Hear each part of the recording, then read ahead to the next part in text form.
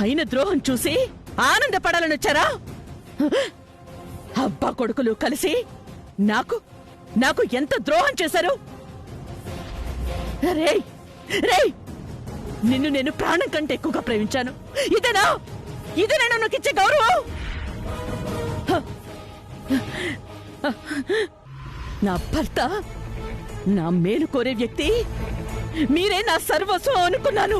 నేనంటే ప్రేమ, ఆపేక్ష ఉన్నాయనుకున్నాను.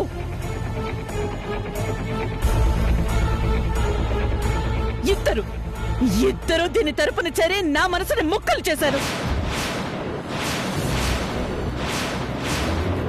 మాయని గాయం చేశారు. నిలువునా దహనం చేసి చంపేసి మళ్ళీ ఎందుకొచ్చారు? మీరు కొట్టిన దెబ్బకి గుండె పగిలి చచ్చిందా లేదా అని రెప్పలు తెరిచి చూసి కన్ఫర్మ్ చేసుకుందావునా?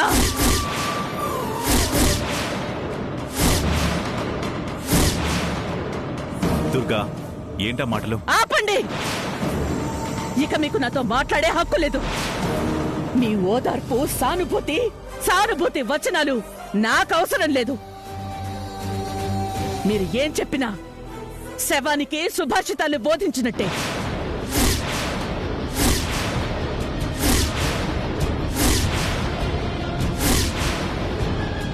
అమ్మా, ఏంటా మాటలు? వద్దురా, వద్దు, అలా పిలవద్దు. నేను అమ్మని అనే బుద్ధి జ్ఞానం నీకుంటే, అమ్మంటే విలువ, అమ్మంటే ప్రేమ, అమ్మంటే గౌరవం, నమ్మకం నీకుంటే దీంతో చేరి ఈయనతో చెయ్యి కలిపి నన్నింత మోసం చేస్తావరా? ఎంత బాగా, ఎంత అద్భుతంగా ఇప్పుడు అమ్మా అంటున్నావు. నిన్ను, నీ పిలుపుల్ని ఇక నేను నమ్మలేనురా.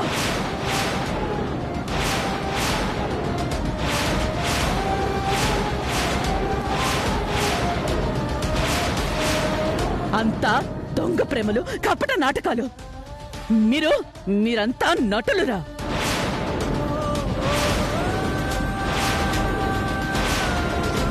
మనసులో ఒకటి, పైకొకటి ప్రదర్శించేవాళ్ళు. అంతా అబద్ధపు మాటలు, నాటకపు వ్యవహారాలు. భార్య అని ఈయనకి లేదు, తల్లి అని నీకు లేదు. భార్య కోసం నువ్వు, కోడలి కోసం ఈయన, ఈ ఇద్దరు ఒకటై దాన్ని వెనకేసుకొచ్చి నన్ను హతమారుస్తారా? ఇంకా పెడార్థాలు తీయకు దుర్గా. మీరైతే పెడ పనులు చేయొచ్చు, నేను వాటి గురించి మాట్లాడితే పెడార్థాలు. నువ్వు ఏమైనా అనుకో, కానీ నేను వాళ్ళిద్దరూ ఒక్కటవ్వాలని అలా చేశాను. నాకేం వేరే దురుద్దేశం లేదు. అవునమ్మా. ఎరా, అంత మోసం చేశానా?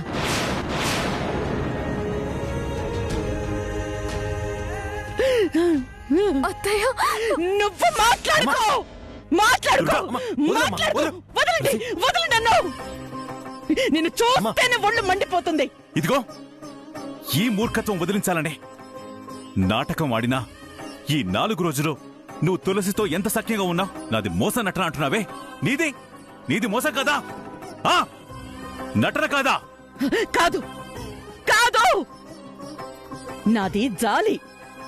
అయ్యో పాపం, ఇదిలా అయిపోతుంది అని జాలి. ఆపో. నువ్వు చెప్పగానే నమ్మేంత వెరిబాగులోడం కాదు దుర్గా.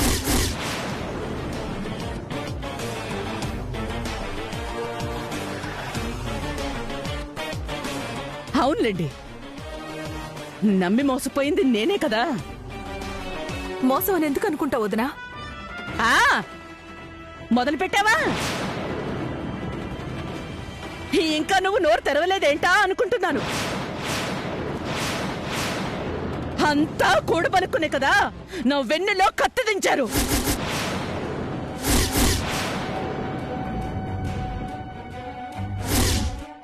నీకేది తప్పుగా అనిపించదమ్మా? నువ్వు ఆపుతావా? అమ్మా, మంచి చెప్పాలనుకున్న వాళ్ళ ప్రతి ఒక్కళ్ళ నోళ్ళు ఇలా మూయిస్తే ఇంకా మంచి ఎలా తెలుస్తుందమ్మా?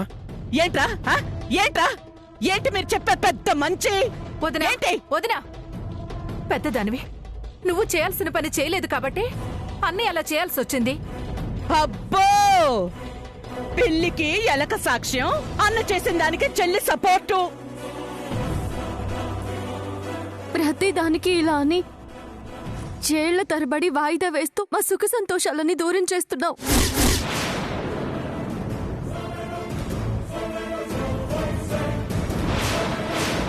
కాబట్టే మేము ఇలా కలిసి చేయాల్సి వచ్చింది అత్తయ్య. ఘనకార్యం చేశారే, ఘనకార్యం.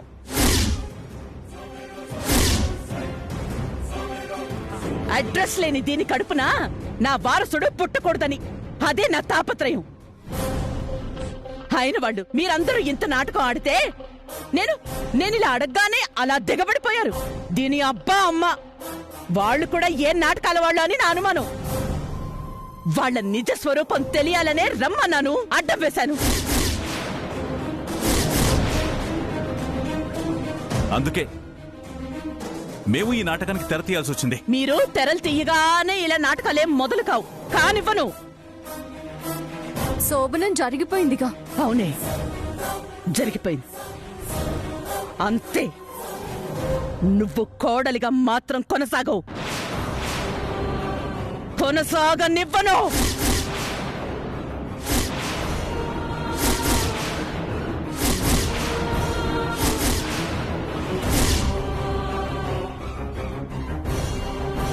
పోవే, పో తిరిగి.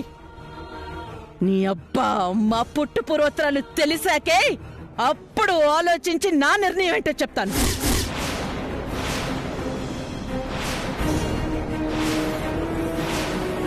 అందాక నిన్ను కోడలుగా అంగీకరించే ప్రసక్తే లేదు. పోవే బయటికి, వెళ్ళవే. దుర్గా, ఆగు. ఆగు. అత్తయ్య, తప్పనిసరి పరిస్థితుల్లో మామయ్య అలా చేయాల్సి నోరు వచ్చింది. ముయ్యవే. పొమ్మనాన్న బయటికి. వెళ్ళు. కోడలు అలా గెంటేయడం మంచిది కాదు. ఏయ్, ఏం మాట్లాడుతున్నావే? ఎవతే నా కోడలు? ఆయన నాకు చెప్పడానికి నువ్వెవరివే? వెళ్ళవతలకి, వెళ్ళు నా ఇంట్లోంచి. ఏయ్, నీ దౌర్జన్యానికి మేం సాక్ష్యం అయితే, నీ వేధింపుల గురించి నేను నోరు విప్పితే నువ్వు ఊచలు లెక్క పెట్టాల్సి వస్తుంది దుర్గమ్మ.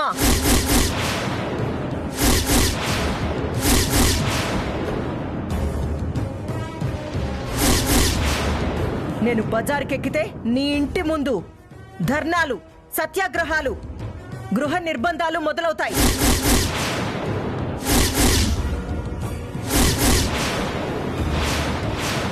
మహిళా సంఘాలన్నీ తిష్ట వేస్తాయి. జాగ్రత్త. దాన్ని బయటికి గెంటాలనుకున్నావు అనుకో, నువ్వు జైలుకి వెళ్లాల్సి వస్తుంది.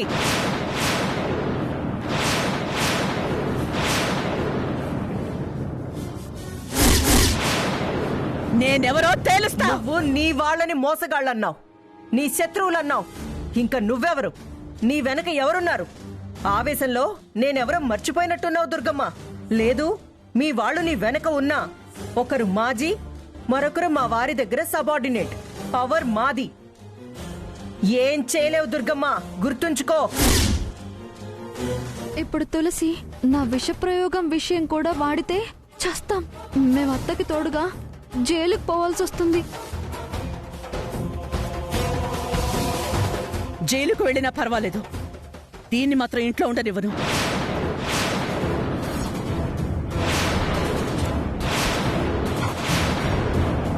దుర్గా, వాళ్ళంతా ఒక్కటయ్యి ఎంతకైనా తెగిస్తారే, నువ్వు తొందరపడకు. నాకు ముందు దీని అమ్మా నాన్నలుగా వచ్చిన వాళ్ళ మీద అనుమానంగా ఉంది. ముందు ఆ సంగతి తేలాలి. దుర్గమ్మ కోడలంటే నా లెవెల్కి తగ్గట్టుండాలి, మనవడంటే నా స్థాయికి తగ్గట్టుండాలి. వాళ్ళ గురించి లోకం అంతా గొప్పగా చెప్పుకోవాలి. వాళ్ళ గురించి గొప్పగా చెప్పింది మీరే కాబట్టి అంతకు ముందు నా అనుమానం ఇంకా బలపడింది. ఎందుకంటే మీరు కట్టిందే దొంగ వేషం, చెప్పింది పచ్చి అబద్ధం.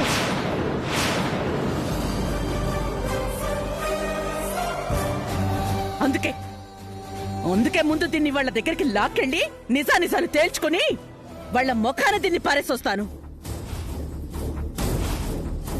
వాళ్ళు ఎక్కడ దొరుకుతారు? దొరికినా వాళ్ళకి ఏం స్టేటస్ ఉంది? మరో అబద్ధం బయటపడుతుంది, అమ్మ మరీ రెచ్చిపోతుంది. ఎలా ఆపడం? వాళ్ళు అబద్ధం కాదా?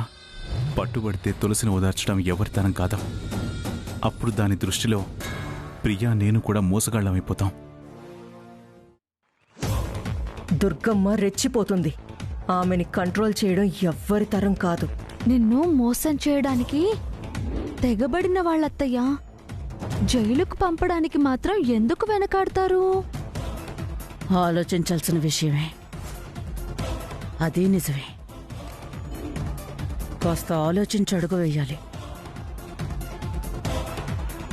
అమ్మా, మనకు తులసి ముఖ్యమా, వాళ్ళ తల్లిదండ్రులు ముఖ్యమా? రే రే రే 7 తరాలు అటు ఇటు చూడాలి అంటారా? చెప్పరే. మేం మా అంతరం మాత్రమే తెలుసుకుని ప్రేమించుకున్నాం. నాకు వాళ్ళ తరాల గురించి అనవసరం. వాడు చెప్పేది కరెక్ట్ దుర్గా. తులసి గురించి మనకు చిన్నతనం నుంచి తెలుసు.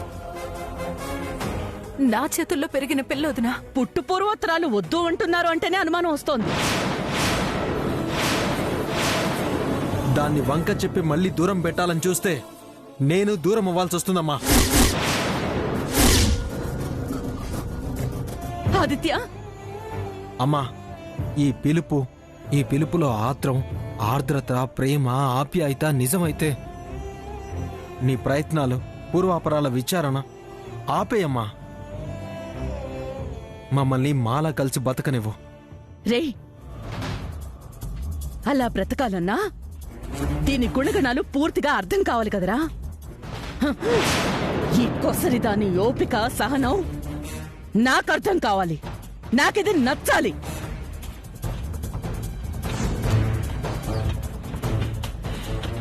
చెప్పత్తయ్య, నిన్ను మెప్పించడానికి, నీతో శభాష్ అనిపించుకోవడానికి ఏం చెయ్యాలి చెప్పు. నువ్వు ఎలా నడుచుకోమంటే అలాగే నడుచుకుంటాను. నీ తృప్తి మేరకే ప్రవర్తిస్తాను. నీకు సంతృప్తిని కలిగిస్తాను. నువ్వే నా తల నిమిరి ప్రేమగా మెటికలు విరిచేలా చేసుకుంటాను. తొందరపడకు తులసి. అత్తయ్య పెట్టే ఏ పరీక్షకైనా నేను రెడీగా ఉన్నాను ఆంటీ. లిటిగేషన్స్ ఉంటాయి తులసి. అవును తులసి, అమ్మని నెగ్గడం అంత తేలిక కాదు. మెప్పు పొందడం అంత ఈజీ కాదు. ఏం పర్వాలేదు.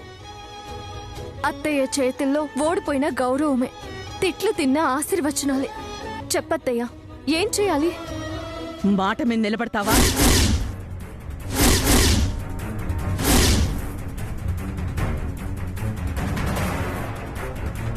ఖచ్చితంగా నిలబడతాను.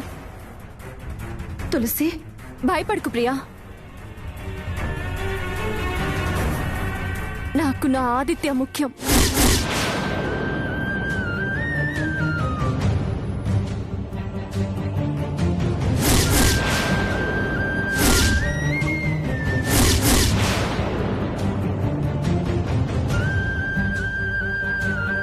ఈ ఇంటి కోడలిగా నిలబడ్డం ప్రధానం.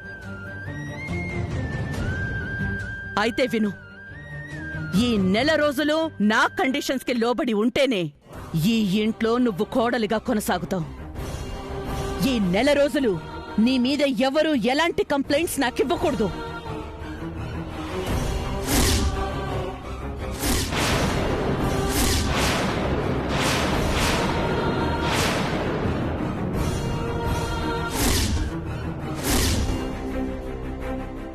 అదెలా కుదురుతుందత్తయ్య? వీళ్ళిద్దరూ ఉన్నారుగా, చూడు. నువ్వు ఆ మాట అనగానే వీళ్ళ ఫేస్లు ఎలా వెలిగిపోతున్నాయో చూడు. రోజుకి 100 కంప్లైంట్లు వీళ్ళే చెప్తారు. వీళ్ళు లెక్కలో లేరు. వీళ్ళు తప్ప బయట వాళ్ళు గాని ఇంట్లో వాళ్ళు గాని నాతో సహా ఎవ్వరు నీ గురించి షికాయత్ చేయకూడదు. అదే కంప్లైంట్ చేయకూడదు. అసలు ఎలాంటి కంప్లైంట్ రాకుండా నువ్వు నడుచుకోవాలి.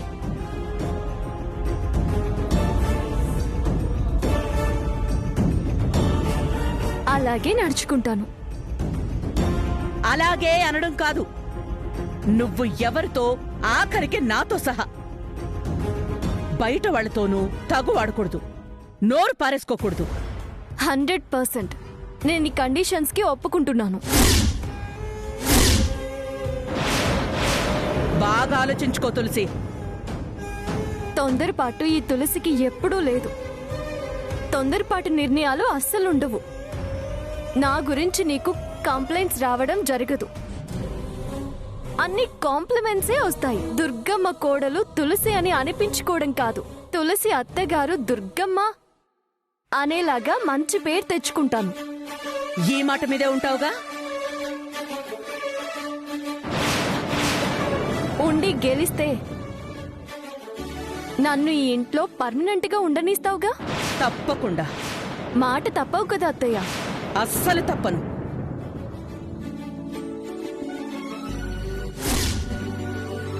దుర్గమ్మ, వీళ్ళంతా సాక్ష్యమే.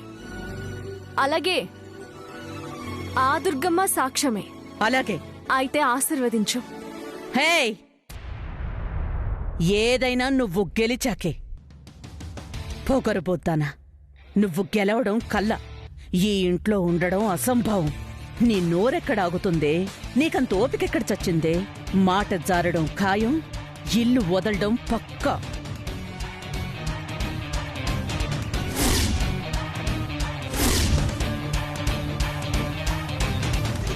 పదండి.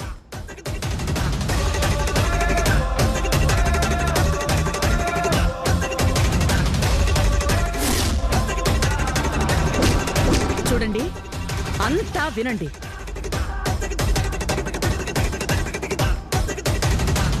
తులసిని బయటికి గెంటొద్దు అంటే ఈ రోజు నుంచి అది నా కండిషన్స్ ప్రకారం కావాలి. నా మాటే శాసనం, నేను చెప్పిందే వేదం. తూచా తప్పకుండా వినాలి.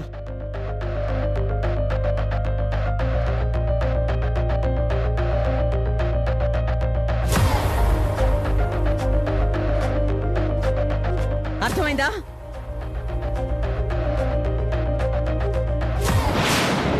దుర్గా, ఈ అహంకారి ఎలా ఉంటుంది? జనాల్ని రెచ్చగొట్టి ఉసుగొలిపితే ఉసుకో అంటే ఉసుకో అందు. నా నమ్మకం అదే పిన్ని. మా కొదిలే అత్తయ్య, దాని మీద 100 కంప్లైంట్లు వచ్చేలా చేస్తాం. రోజుకి 100 మందితో పంచాయతీలు తెస్తా. పదత్తయ్య, పదనమ్మా.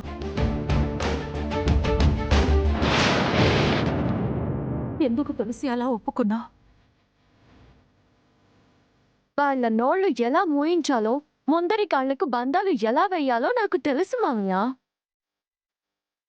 నీ ధైర్యమే నేను గెలిపించాలి తులసి. మీ అందరి సహకారం నన్ను గెలిపిస్తుంది.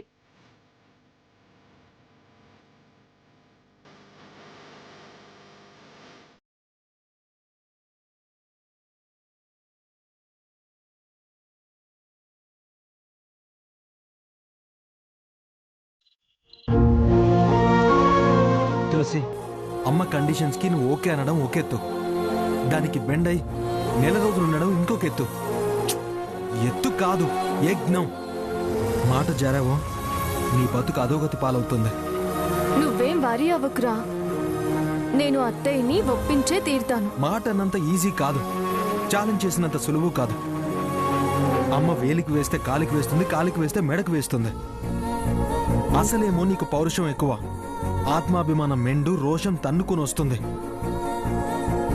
తను ఎలా అయినా నిన్ను రెచ్చగొట్టాలనే ప్రయత్నం చేస్తుంది. ఎంతమందిని నీ మీదికి రెచ్చగొట్టి పంపుతుందో తెలీదు. ఎవరు ఎలా నీ మీదకి అటాక్ చేస్తారో తెలీదు. నువ్వు ఏ క్షణం ఎలా రియాక్ట్ అవుతావో అని భయంగా ఉంది. ఎందుకురా భయం? ఎన్నిసార్లు ఆ దుర్గమ్మతో సై అంటే సై అని గెలవలేదు. ఆ పందాలు వేరు, ఈ పందెం వేరు. ఇది నిన్ను నువ్వు కంట్రోల్ చేసుకునే విషయం. అసలే నీకు ఎమోషన్స్ ఎక్కువ.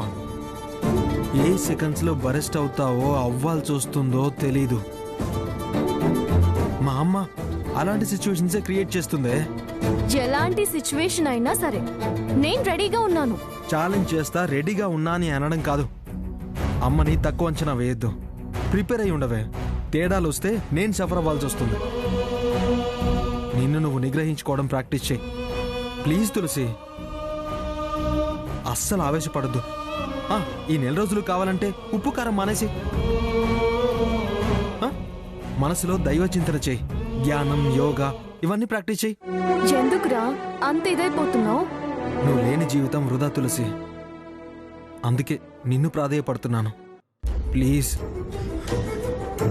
ప్రతిదీ లైట్ తీసుకోవడం అలవాటు చేసుకో.